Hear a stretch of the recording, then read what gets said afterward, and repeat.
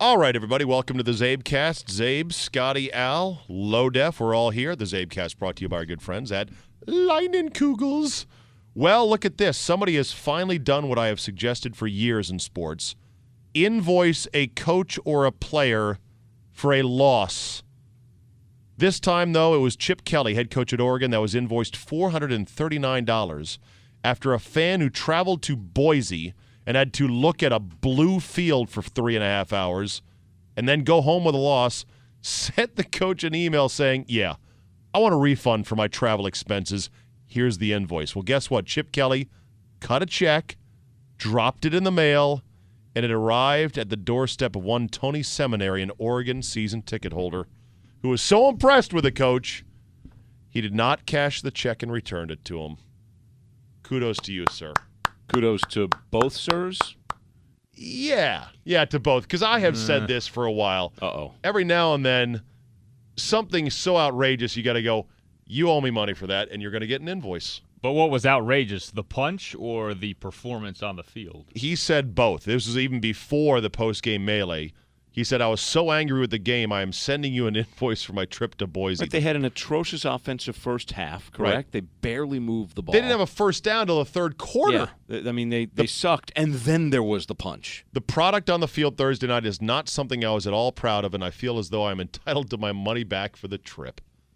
Kelly wouldn't comment on the reimbursement, maybe because it violates NCAA rules. Who knows? He's a fan. He's not a player, but you don't know what the NCAA might – this could open up a whole can of worms for other fans invoicing coaches and or players. Entire seasons, right? I mean, yeah.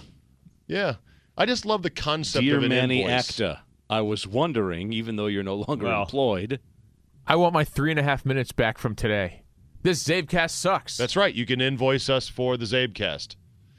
Invoices are funny. They're just they're demands for money. They're sort of like ransom notes in a way.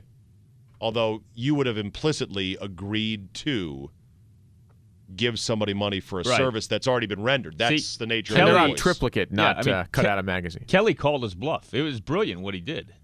And this guy backed down. And Kelly comes off looking great. And this guy, I think. So you're saying the fan should have cashed it? I think the fan looks like a chump for requesting this. Goldie, would you have ever written that note, I guess? No, I wouldn't have. No, I think it's in some ways classless what the fan did. But that's the thing. If you want to get nuts, if you want to say there's a solarium, then you better produce a solarium. In other words, if you want the check, then be ready to cash it. As well as Prickly Pete and Snoopy. Exactly. You'll drive to the end of Long Island if he wants you to. And this guy backed down.